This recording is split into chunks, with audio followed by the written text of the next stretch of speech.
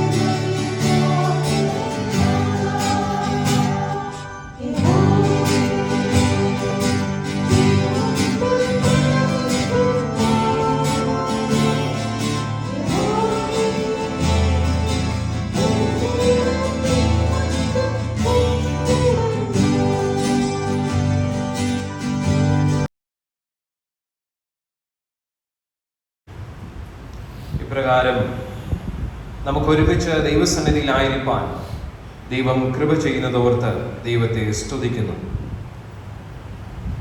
ഇന്ന് ഇപ്രകാരം ദൈവം നമുക്കൊരു നിയോഗം നൽകിയിരിക്കുന്നുവല്ലോ.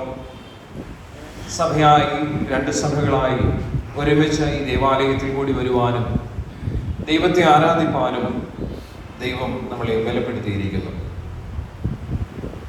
CSI മാർത്തോമ സഭയുടെ ഐക്യം ആരംഭിച്ചതിന് ഏകദേശം വർഷങ്ങളുടെ പഴക്കമുണ്ട് എന്ന് നമുക്കറിയാം. 1889 മാർത്തോമ സഭയുടെ ആരംഭം എന്ന് നമുക്ക് പറയുവാനായിട്ട് കഴിയും. AD 52 തോമസ് ലീഹായുടെ സ്ഥാപനത്താൽ ആരംഭിച്ച മലങ്കര സഭയിൽ മാർത്തോമ സുറിയാനി സഭ എന്ന പേരോടുകൂടെ പുതിയതായി സ്ഥാപിതമായത് 1889 9-ാം വർഷം റോയൽ കോടതി വിധിയിലൂടെയാണ്. നാം വായിച്ചു കേട്ട ഈ വേദഭാഗം കർത്താവായ യേശു ക്രിസ്തുവിന്റെ ഗിരിപ്രഭാഷണത്തിന്റെ ഒരു ഭാഗമാണ്. It is a part of the Sermon of the Mount.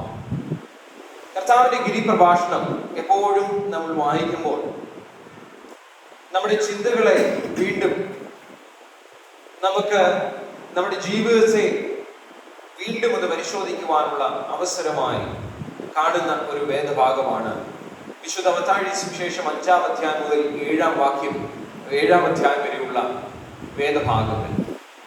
കർത്താവായ യേശുക്രിസ്തുവിന്റെ വ്യത്യസ്തമായ ഒരു പഠിപ്പീരാണ് നമുക്കിവിടെ കാണുവാനായിട്ട് കഴിയുന്നത്.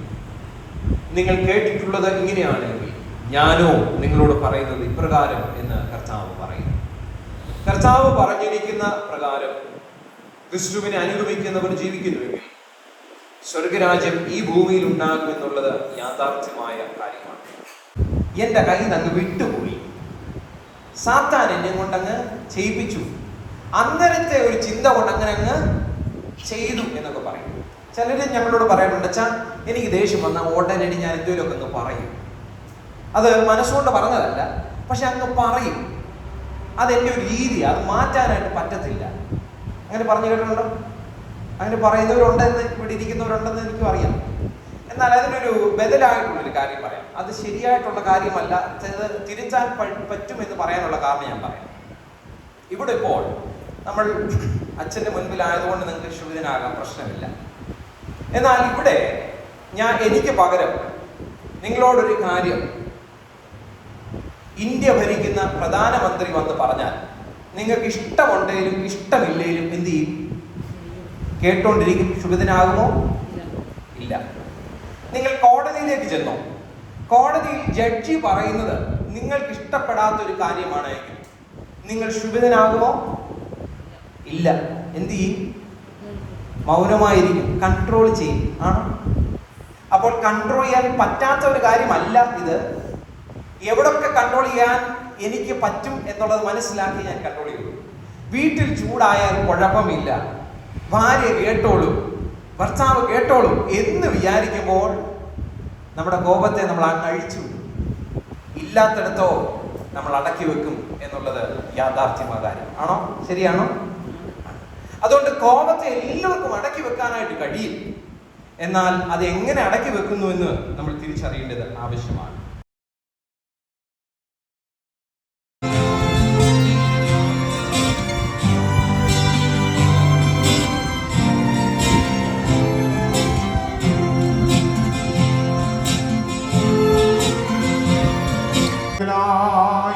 തന്നെ ഏക വഴിപാടായി അർപ്പിച്ചതിനാൽ സർവലോകത്തിന്റെയും പാപങ്ങൾക്കായിട്ട് തികവായി പൂർണ്ണമായി മതിയാകുന്ന യാഗം വഴിപാടും പ്രതിശാന്തിയും തികയ്ക്കുകയും താൻ വീണ്ടും വരുവോളം തന്റെ വിലയേറിയ മരണത്തെ കുറിച്ച് ഇടപെടാതുള്ള ഓർമ്മയെ നിയമിക്കുകയും അതിനെ എപ്പോഴും ആചരിക്കണമെന്ന് തന്റെ വിശുദ്ധ സുവിശേഷത്തിൽ ഞങ്ങളോട് കൽപ്പിക്കുകയും ചെയ്തുവല്ലോ.